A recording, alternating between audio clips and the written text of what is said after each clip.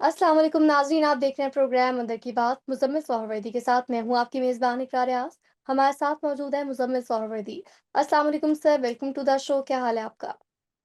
वालेकुम सलाम, बिल्कुल ठीक। आप सुनाएँ कैसे हाल-चाल है? मैं ठीक हूँ, अल्लाह पाक का शुक्र है। सर, आज के शो में हम डिस्कस करेंगे बीएलए के खिलाफ ऑपरेशन, फिर उसके बाद सर कल का दिन अहम होगा। मुल्क भर में हड़ताल होगी ताजरों की जानिब से। तो सबसे पहले पहले टॉपिक की जानिब बढ़ते हैं, कुछ बात करेंगे बीएलए के खिलाफ जो ऑपरेशन होगा उस मुतालिक क्या कहेंगे आप? देखिए, आज सबकी नज़रें तो थीं जब मोहसिन नकवी साहब बलूचिस्तान गए और वहाँ कोई फ़ैसले हुए। नहीं फ़ैसले कोई वज़ीर आला बलूचिस्तान या मोहसिन नकवी ने तो नहीं करने थे ऑपरेशन के। फ़ैसले तो करने हैं आसिम मुनीर ने। फ़ैसला तो होना था जीएचक्यू में कि बीएलए के साथ कैसे निपटा जाएगा और ये मजीद ब्रिगेड के साथ कैसे निपटा जाएगा। और आज ज़ाहिर सबकी नज़रें तो थीं कि मोहसिन नकवी और अ, सरफराज बुग्ती की मुलाकात में क्या फ़ैसला हुआ है? नहीं, फ़ैसला तो जीएचक्यू में आज हुआ है कि ये जो बलूचिस्तान में जो कुछ हुआ है, इसका जवाब फ़ौज ने कैसे देना है।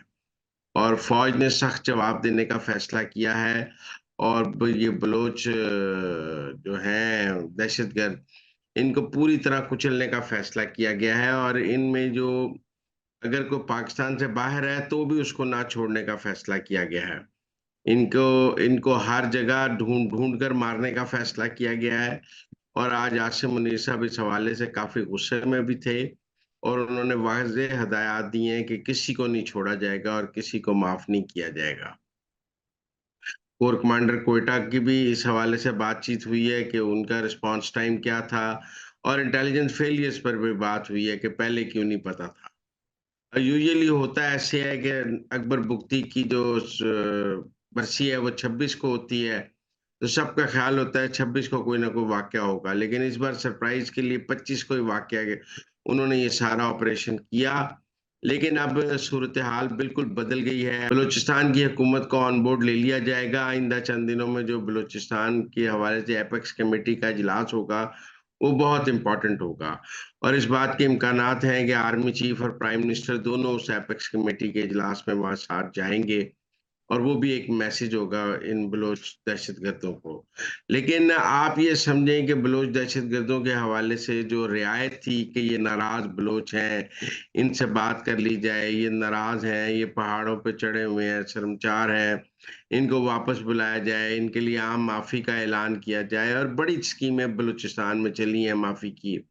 लेकिन अब ये सब बंद करने का फैसला हुआ है और है कि अब इन सबको वैसे जेट ब्लैक टेररिस्ट के तौर पे ही देखा जाएगा, इनसे कोई रियायत नहीं की जाएगी, ये कोई नाराज़ बलोच नहीं है। अब नाराज़ बलोच की इस्तिलाह ख़त्म करके बलोच दहशतगर्दों की इस्तिलाह यूज़ करने का फैसला हुआ है और ये हुआ है कि इन्हें जेट ब्लैक टेररिस्टों के तौर पे ही डील किया जाए और इनसे किसी किस्म की कोई रियायत ना की जाए। जो ईरान से खबरें आ रही हैं कि ईरान ने जी वो मुकदमा करने का फैसला किया है। Gas pipeline.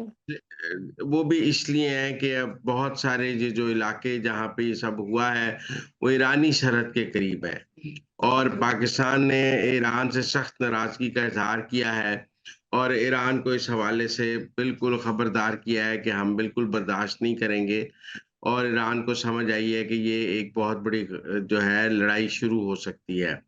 अफ़गानिस्तान भी इस हवाले से तो अब उनके जो अड्डे हैं, उनको ख़त्म करने का फ़ैसला हुआ है। बिलख़ुसूस जो वो यहाँ पे बलूचिस्तान के अंदर जहाँ-जहाँ मौजूद हैं, वहाँ बलूचिस्तान के अंदर तो एक बहुत बड़ा ऑपरेशन क्लीन अप होगा। आप देखें कि जो अमेरिका से लेके, बर्तानिया से लेके, फ्रांस से लेके, ईरान से लेके हर एक ने इस हमले की मज़म्मत की है। टेक्निकली जो बलूचों के साथ जो थोड़ी बहुत हमदर्दी थी भी, वो इस हमले के बाद खत्म हो गई है और बलूचों ने अपनी बहुत ही मॉरल ग्राउंड खो दी है। बहरहाल आज जीएचक्यू में बलूचिस्तान के हवाले से अहम इजलास हुए और सख्त फैसले किए गए हैं, जो आइंदा 15 दिन से 1 माह के अंदर हमें ग्राउंड पर नज़र आएँगे। सर, मोहसिन नकवी की जानिब से ये भी कहा गया कि ये सिर्फ एक एसएचओ की मार है, ये कोई फेलियर नहीं है। पर नहीं, ये तो मज़ाक है ना बयान, एक एसएचओ की मार है। उन्होंने 20 घंटे बलूचिस्तान पे कब्ज़ा रखा है, सारे पुल उड़ा दिए हैं, सड़कों पर कब्ज़े कर लिए। उन्होंने खुद कुछ हमले किए हैं फौजी कैंपों पे, तो एसएचओ की मार कहाँ से हुई? एसएचओ तो बलूचिस्तान में नज़र ही नहीं आता। बलूचिस्तान का सबसे बड़ा मसला क्या है? आधा बलूचिस्तान ए एरिया है, आधा बलूचिस्तान बी एरिया है। आधे बलूचिस्तान में पुलिस की हुक्मरानी है, आधे बलूचिस्तान पे लेवीज की हुक्मरानी है। जब कोई वाकया होता है तो पुलिस कहती है लेवी के इलाके में हुआ है, लेवी कहती है पुलिस के इलाके में हुआ है। आप पहले बलूचिस्तान को यूनिफॉर्मिटी ऑफ कमांड तो दें, या सारा इलाका लेवीज को दे दें या सारा इलाका पुलिस को दे दें। ये जो वहाँ बंदर-बांट है कि ये इलाका लेवीज का है, ये इलाका पुलिस का है, उससे भी बड़े मसाइल हैं। बंदा पुलिस के इलाके से निकल के लेवीज के इलाके में आ जाए तो पुलिस नहीं पकड़ सकती, लेवीज के इलाके से निकल के पुलिस के इलाके में आ जाए तो पुलिस नहीं पकड़ सकती। उधर कार्रवाई करके इधर आ जाता है। तो मेरे ख्याल में इस किस्म के जो मसाइल हैं वो ये बयान कोई इतना कोई पॉजिटिव बयान नहीं है, और ना इसको मैं समझता हूँ कि इसकी कोई पॉजिटिव रैंकिंग है। ये एक सीरियस मसला है बलूच दहशतगर्द, और ये एसएचओ की मार नहीं है। यहाँ तो मेरा मतलब है कि इतना बड़ा इंटेलिजेंस फेलियर हुआ है। इंटीरियर मिनिस्ट्री के मतहत भी बहुत सी इंटेलिजेंस एजेंसीज हैं, आईबी और ये, उनका भी तो आप देखें ना जी, आईएसआई, एमआई, किसी को भी नहीं पता था इतना बड़ा मुजाहरा हो रहा है। तो मेरे ख्याल में ये बयान कोई ठीक बयान नहीं है। सर आगे बढ़ते हुए कुछ बात करेंगे कल को लेकर। तो कल सर ताजिरों की मुल्क भर में हड़ताल है। इस मुतालिक अंदर की बात क्या है? देखिए, एक ताजरों की टैक्स स्कीम ताजर 2 स्कीम शुरू की गई, और उस टैक्स स्कीम के तहत अभी तक 48,000 ताजर सिर्फ पूरे मुल्क में हुए हैं। 10 लाख ताजर हैं, और उनको रजिस्टर करने का एक प्रोसेस शुरू किया है।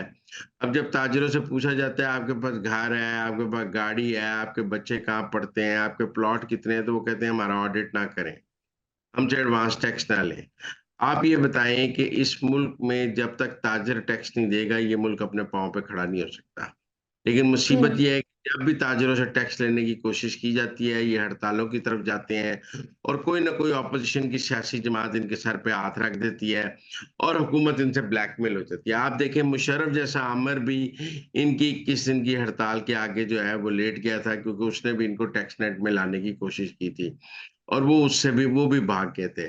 जो कल की हड़ताल है, ये टैक्स चोरों की हड़ताल है। मैं जमात इस्लामी की कोई को अब बिजली की कीमतों के हवाले से जो उनका एहतजाज है, मैं उसको कदर की निगाह से देखता हूँ। पाकिस्तान में बिजली की कीमत एक मसला है, लेकिन इस बिजली की कीमत की आड़ में आप ताजिरों की टैक्स चोरी को प्रोटेक्शन ना दें।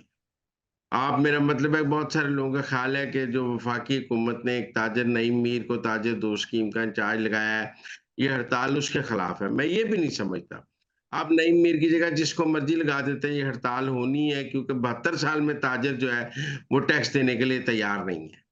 इस पाकिस्तान का मसला ये है कि ताजिर अरबपति, करोड़पति, लखपति हो जाता है, लेकिन वो ₹1 टैक्स नहीं देता।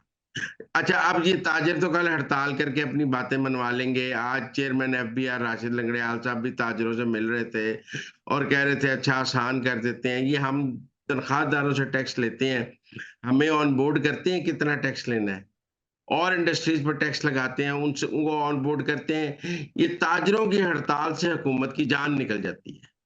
ये हुकूमत चाहे मुशर्रफ की हो, चाहे ज़िया-उल हक की हो, चाहे नवाज़ शरीफ की हो, चाहे इमरान खान की हो, ताजिरों की हड़ताल से इनकी जान निकल जाती है, और ताजिर इस जी। बात को जानते हैं। इसीलिए वो हड़ताल करते हैं ताकि उनसे जो टैक्स का जो बोझ है वो उतर जाए।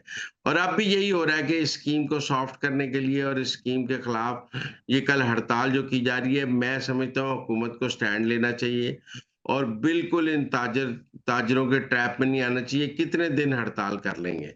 करने दें इनको हड़ताल, बल्कि जमात-ए-इस्लामी को भी समझना चाहिए कि वो बिजली की कीमत से के चक्कर में टैक्स चोरों को जो है, वो प्रोटेक्शन ना दे। देखिए, यहाँ ताजिर ₹1000 टैक्स देने को तैयार नहीं है। ये बड़े-बड़े टैक्स चोर हैं, इनको और इनकी दुकानें देखें और इनकी टैक्स रिटर्न्स देखें। लिहाज़ा मैं इस हड़ताल को समझता हूँ कि ये टैक्स चोरों की हड़ताल है, और मैं समझता हूँ इन्होंने जमात इस्लामी का कवर लिया है सिर्फ़ अपनी। जमात इस्लामी ने तो एक दिन की हुकूमत को फ़र्म स्टैंड लेना चाहिए। कल की हड़ताल के बाद अगले दिन से फिर टैक्स के नोटिस भेजने चाहिए, और इनसे कोई रियायत नहीं करनी चाहिए। ठीक हो गया। तो नाज़रीन ये थी आज के अंदर की बातें। आपसे मुलाकात होगी अगले प्रोग्राम में। हमें दीजिए इजाज़त। अल्लाह ने के बाद।